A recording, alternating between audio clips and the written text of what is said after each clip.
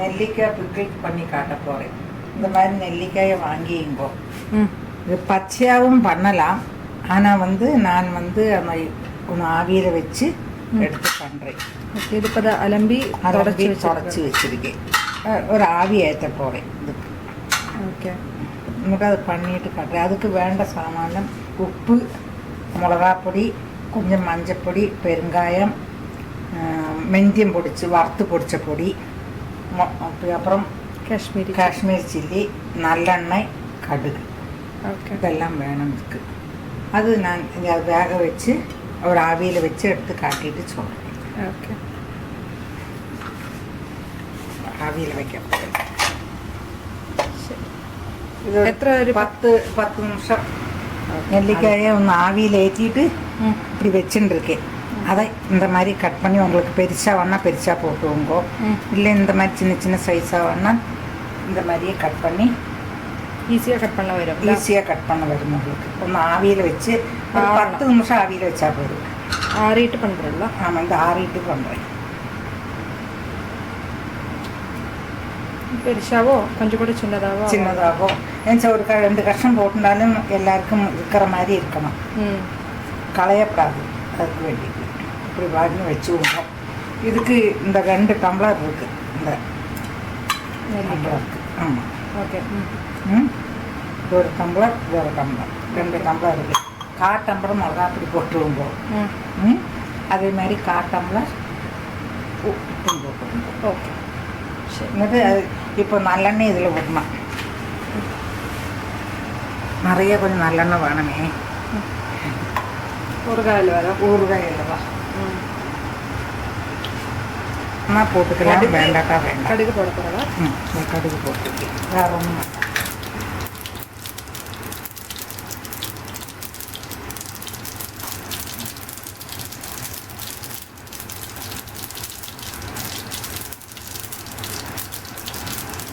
கடுகு எடுத்து விட்டு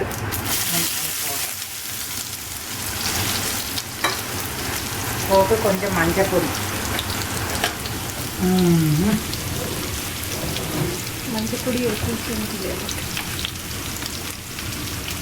கொஞ்சோண்டு மஞ்சப்பொடி, அதுக்கு உப்பும் போட்டுருங்க. நான் சொன்னேன் நிறைய அளவுக்கு.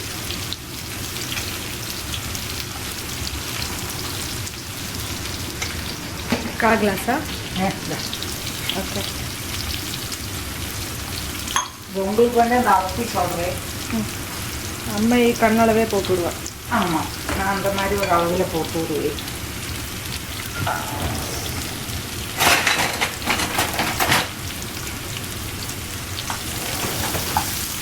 நல்லா வதங்கட்டு. நல்லா வதங்கி அந்த வெள்ள அம்சமெல்லாம் தண்ணி இருக்கிற மாதிரி இருக்கிறதெல்லாம் போய் நல்லா ஒரு கிறிஸ்பி கொஞ்சம் தான் வந்து விடும். എന്നിട്ട് தான் மிளகாப்பொடியும் பெருங்காயமும் போடணும். கொஞ்சம் இந்த மெந்திய பொடி நல்லா வதங்கட்டும். இப்போ நல்லா வதங்கியாச்சு, ரோஸ்டாட்டம் ஆயிடுச்சு. இப்போ இந்த மிளகாப்பொடியும் போட்டுட்டு, எத்தனை மிளகாப்பொடி போட்டு? 1/4 பங்கு. 2 கிளாஸுக்கு 1/4 கிளாஸ் உப்பு, 1/4 கிளாஸ் மிளகாப்பொடி. പിന്നെ மிளகாப்பொடி എല്ലാം അവളുടെ காரத்துக்கு அனுசரிச்சு. இந்த காரமே இதுக்கு சரியாக பாகமாக இருக்கும் ஒரு ஊறுகாய்க்கு. இப்போ மெந்திய பொடி கொஞ்சம் போட்டுவோங்க. மெந்தியம் வறுத்து பொடிச்சு வச்சுருக்கோம். அதிகம் வேண்டாம், கொஞ்சோண்டு தான் வேணும். ஓகே, இதுலேயும் ஒரு எல்லா சுவாதம் இருக்குமே, இல்லை கசப்பு புளிப்பு எல்லாம். பெருங்காயம் கொஞ்சம் போடுறேன், பெருங்காயத்தூள். இந்த எண்ணெயிலே அந்த பெருங்காய பொடியானதுனால அது வறண்டும் போடும். இப்போ கேஸ் அணைக்கிறேன். சரி, அந்த சூட்டுக்கும் இந்த ஆயிடும். இது மணத்து கொட்டுறதே. இது நீங்கள் எத்தனை நாளைக்கு வச்சுருந்தாலும் நிறைய நாளைக்கு நிற்கும். ஓகே, கெட்டு போகாது. வெளியில் வச்சாலும் சரி, ஃப்ரிட்ஜில் வச்சாலும் சரி நல்லா இருக்கும். நெல்லிக்காய் பின்ன ரொம்ப சத்தானது. ஆமாம், சூடாறிட்டு பாத்திரம் வச்சு. ஓகே ஓகே, நெல்லிக்காய் சொல்கிற மாதிரி என்ன ஃபார்மில் சாப்பிட்டாலும் அது.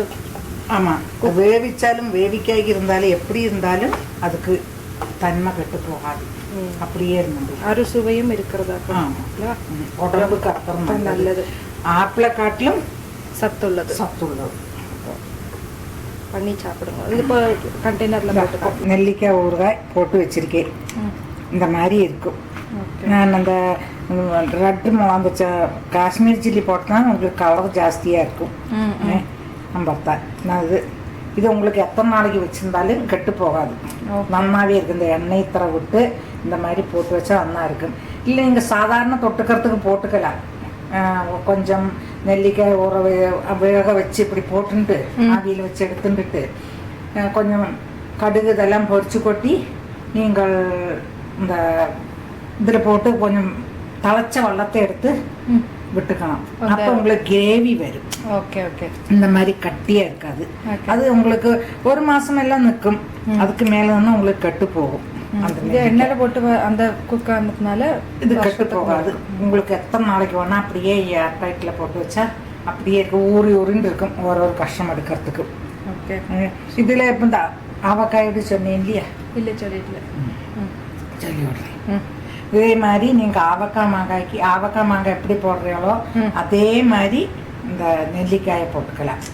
நெல்லிக்காய் எடுத்து மாங்காய் ஆட்டமாக வச்சுக்கலாம். அந்த வேக வச்சத்தை ஆவியில் ஏற்றினத்தை இந்த இதுக்கு போடுற மாதிரி ஆவக்காய்க்கு போடுற மாதிரி கடுகு பொடியும் மிளகாய் பொடியும் உப்பும் எல்லாம் போட்டு வச்சு எண்ணெயெல்லாம் போட்டு வச்சா அது ஊர்னா ரொம்ப நல்லா இருக்கும். அது ஆவக்காய் ரெசிபியில் இருக்குது.